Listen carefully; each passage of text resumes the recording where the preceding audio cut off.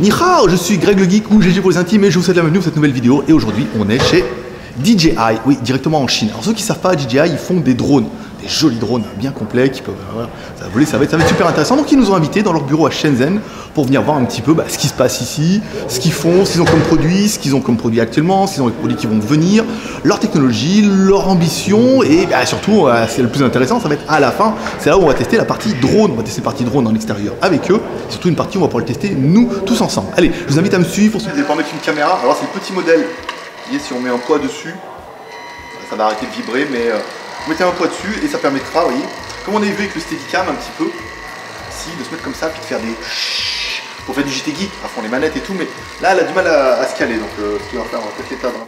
Donc, c'est le même principe des drones. D'accord. On peut utiliser quelqu'un qui va piloter les drones, et une autre personne avec un autre contrôle qui va on a piloter. Un porteur et un qui exactement. fait la commande. Ouais. Donc, les drones vont voler et on va contrôler l'image par rapport à ça. D'accord, plutôt pratique. Comme on voit dans les démos en vidéo. Exactement. C'est génial. On peut travailler en couple. Donc là, on est plus sur des produits qu'on mettra sous des drones. Oui, sur les plus grands, comme celle-là. Vous voyez, ça, ce sont les stabilisateurs. En fait, pour la série Spreadwing, c'est cette pièce là-bas par rapport à la taille de la caméra.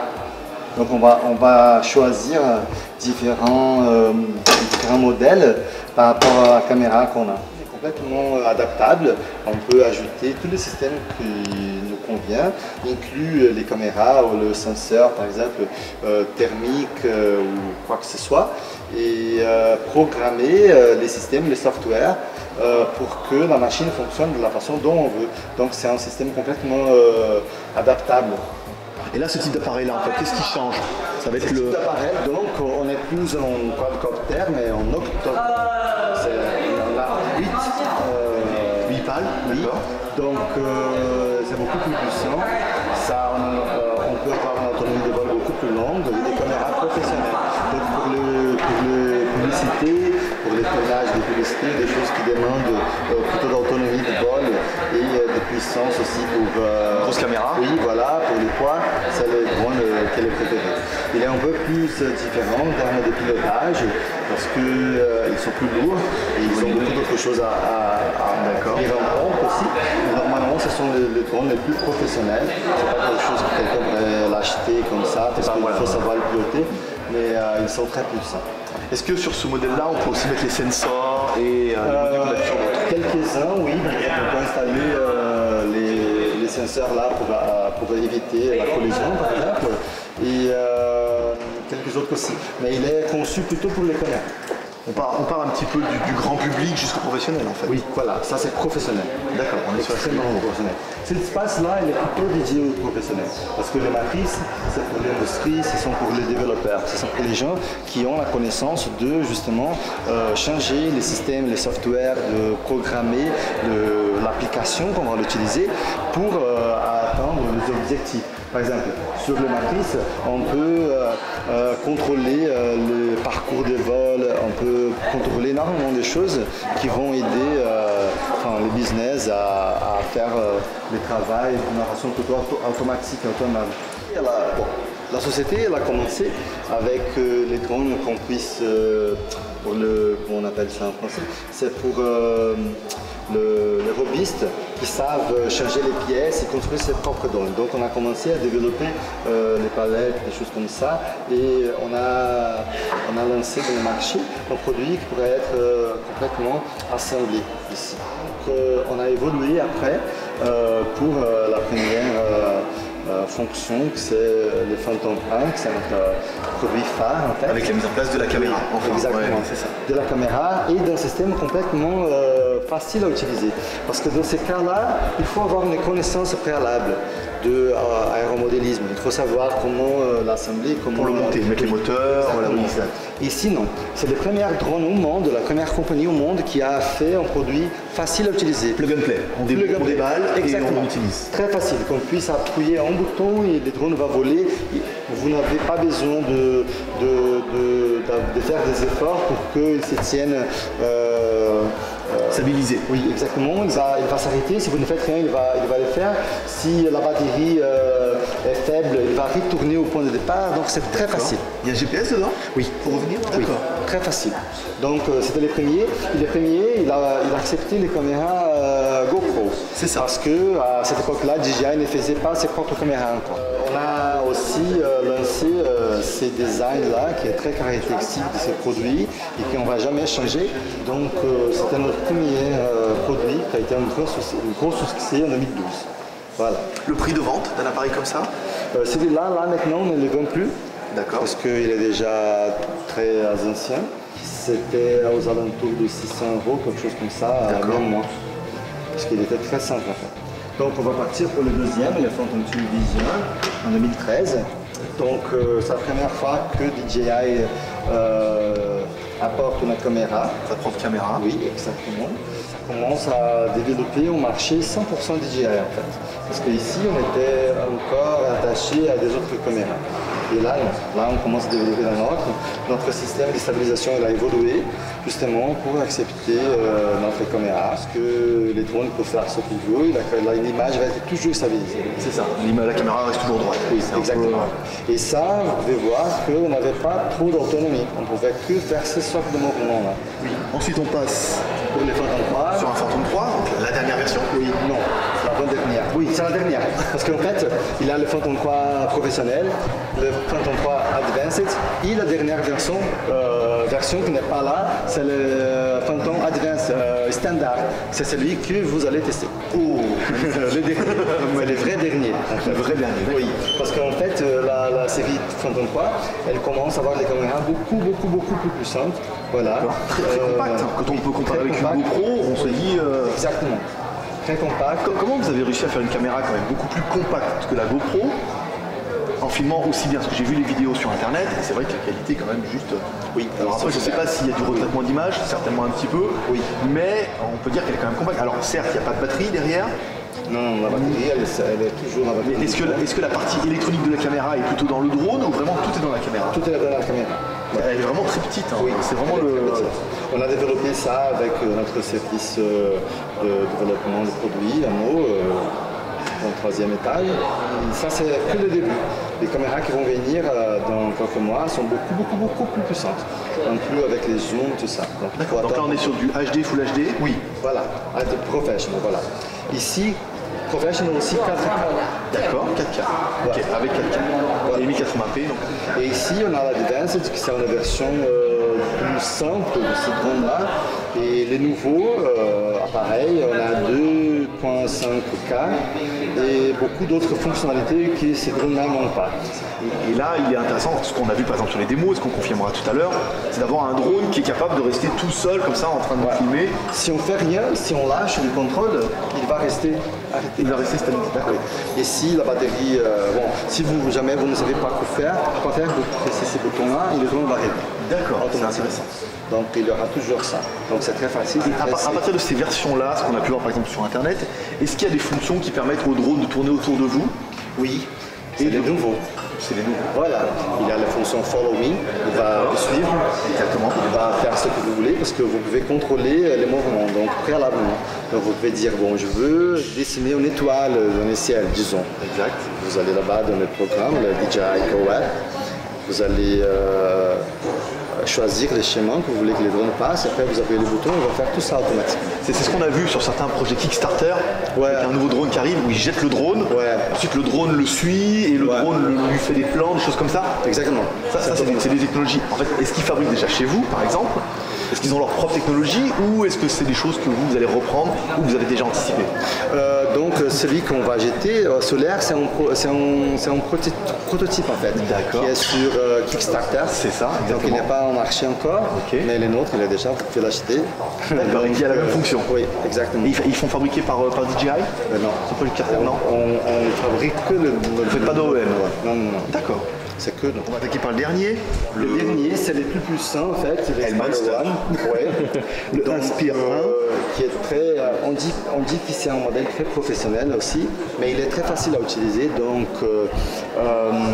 la différence, c'est que les caméras aussi est très puissante, 4K et la meilleure caméra qu'on a développée jusqu'au moment. Et la principale fonction, c'est que quand on va voler ici, cette partie, elle va venir en haut.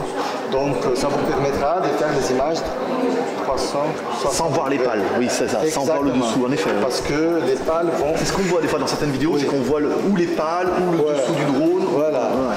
Ici ça n'arrive jamais parce que cette partie-là, elle va venir en haut. Donc ça va venir ici et les drones vont rester toutes seules ici. Par exemple, sur ces drones-là, on va voir un peu à côté. Délimiter voilà, un angle de... tourner les drones en fait. Ici, on n'a pas besoin de tourner les drones, on tourne que les caméras. D'accord, on peut laisser le drone en stationnaire et ensuite contrôler la caméra à distance. Voilà, c'est ça.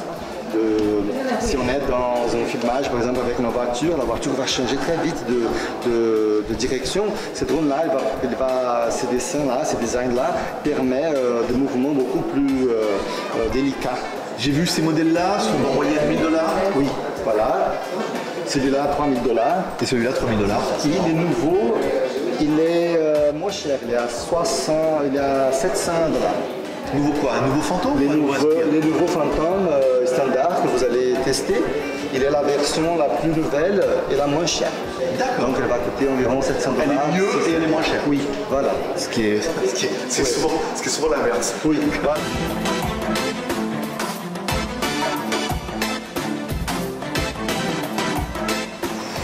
Donc, comme tu nous l'as proposé, on va commencer par le déballage.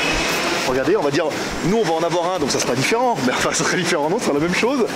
On reçoit un produit comme ça. Qu'est-ce qu'on a dans la boîte? Comment ça marche?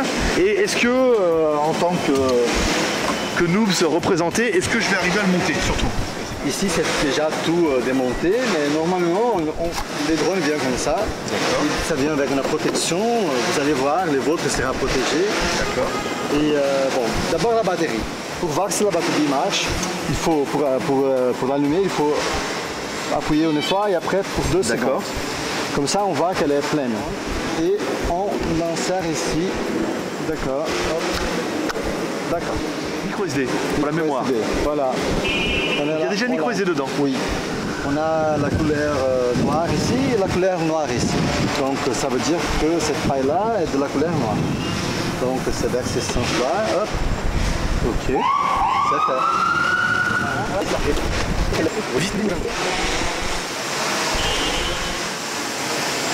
Ah, c'est bon. D'accord. Ah oui, la flèche, en fait, c'est pour ouvrir. Oui. D'accord. Donc dans le sens inverse. Il y a 2 flèches. Comment elle est sur batterie ou à pile? Elle est sur batterie, mais il faut la charger avec... parce que la batterie, elle est dedans. Donc voilà. C'est pas facile, hein. On est en plein soleil. Et là, en fait, c'est pour mettre le smartphone en haut. Oui. Il faut télécharger l'application DJI Go. Sur le site. Exact, oui. Et sur la boîte, j'ai vu qu'il y avait un QR code. Oui. Et on la met ici.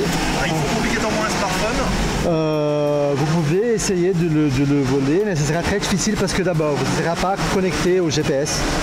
Et voler sans GPS, c'est la cata. C'est le GPS du smartphone donc. Le GPS, il est là, mais il ne sera pas capable le système, il a besoin d'une partie de l'application. De l'application va aussi contrôler les drones. Donc l'application elle est extrêmement importante. Elle est connectée, il a reconnu, il est en train de reconnaître les satellites, donc on a 8 satellites. D'accord. C'est bien de voler à partir de 6 satellites. D'accord, on a une bonne triangulation comme ça. Exactement. Le drone est bien allumé, on a bien les LED. Ici. On peut contrôler un peu la caméra là vite fait. D'accord, gauche et droite, haut, bas. Donc le joystick de gauche, c'est pour la caméra. Oui, voilà. Et pour faire tourner les drones aussi. Et ici, vers les hauts et vers les bas. D'accord. Ici, à côté. Ok, ah ok, donc la molette sur le côté. Oui, voilà. Et je vois qu'on a un bouton enregistrement ici pour la vidéo, pour lancer la vidéo. Et ça c'est pour la photo. D'accord. Très bien. Donc on n'a pas besoin d'appuyer ici, on peut l'appuyer ici, vous voyez. Ok. C'est pour ça que l'application est très importante parce qu'on peut faire tout avec l'application. D'accord. Ou la télécommande ou le smartphone. Oui, exactement. Donc on va lancer. Donc pour faire de belles images, on lance le lancement automatique. On appuie ici et après il va nous demander pour voir si les conditions de sécurité sont bien. Donc je l'ai mis en distance, en une certaine distance de mur. On a les batteries, donc les conditions sont bien. Et hop, take off. Ça ne fait rien. D'accord. Et le drone il est là. Voilà, le drone nous regarde, d'accord. Voilà. Donc on peut commencer à les piloter. Tu enregistres la vidéo là, actuellement ? Non, pas encore. Ah, ok. Donc je commence. Hop, vidéo. On commence à enregistrer la vidéo. Donc il est là. On va aller vers les hauts. On peut aller vers les fonds, vers la côté. Et on peut aller. On peut monter. Donc ici, on va monter. Vous voyez, il y a un peu de vent là, mais le vent reste stable. Oui, exact. On peut aller vers les hauts. Hop. Et là, qu'est-ce que tu fais avec les caméras là? Donc une des fonctions de ce drone qui est plutôt intéressante, ça va être la fonction surtout déjà de se mettre en route tout seul, ça vous l'aurez vu, et surtout le fait que le drone revienne à la position. Vous avez deux positions sur la télécommande, alors des positions sur lesquelles on a un peu bataillé, parce que là apparemment le GPS ne veut pas synchroniser. Alors une position, vous allez pouvoir dire, voilà, le drone vous mettez ici, vous mémorisez la position, et quand vous allez demander de revenir, et bien le drone va revenir à cette position, ou directement à vos pieds. Dans ce cas, c'est le GPS du smartphone qui est pris en compte, vous lui dites, voilà, moi je veux ma position ici, donc il vous dit oui, ta position elle est bien là, tu dis je veux que le drone me revienne. Alors ça peut être intéressant parce que si par exemple la position de fin n'est pas la même que la position de départ et qu'elle est plutôt à vos pieds, et bien dans ce cas vous pourrez bouger le drone et lui dire voilà, je veux que maintenant tu reviennes à ma position. Les choses qu'on va essayer maintenant, apparemment c'était un peu compliqué parce que alors au début on a essayé avec un iPhone, ça marchait pas bien, comme quoi, et ensuite maintenant on a essayé plutôt avec un Android, comme quoi, et ben ça a marché plutôt bien, sauf là voilà, le temps c'est vachement couvert, c'est vachement nuageux, et apparemment on arrive à capter 7 satellites mais ils n'arrivent pas à communiquer avec les satellites, et on n'a pas une triangulation qui est assez précise pour dire le drone va me revenir à mes pieds. Allez, on va faire un essai tout de suite et puis on verra bien si le drone nous revient ou s'il s'en va, on s'en fout, c'est le leur.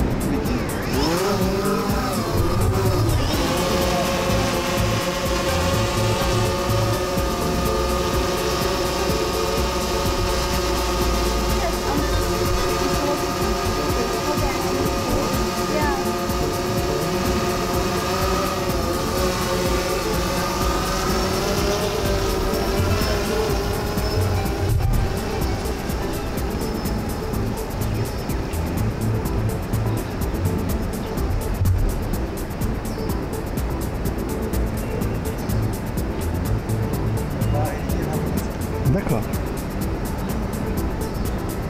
Donc là, et là on active la fonction retour automatique où l'appareil en fait revient directement à nos pieds. C'est quand même plutôt intéressant que quand il est loin comme ça, vous savez pas trop où il est, comment il va revenir, si vous allez arriver à le contrôler.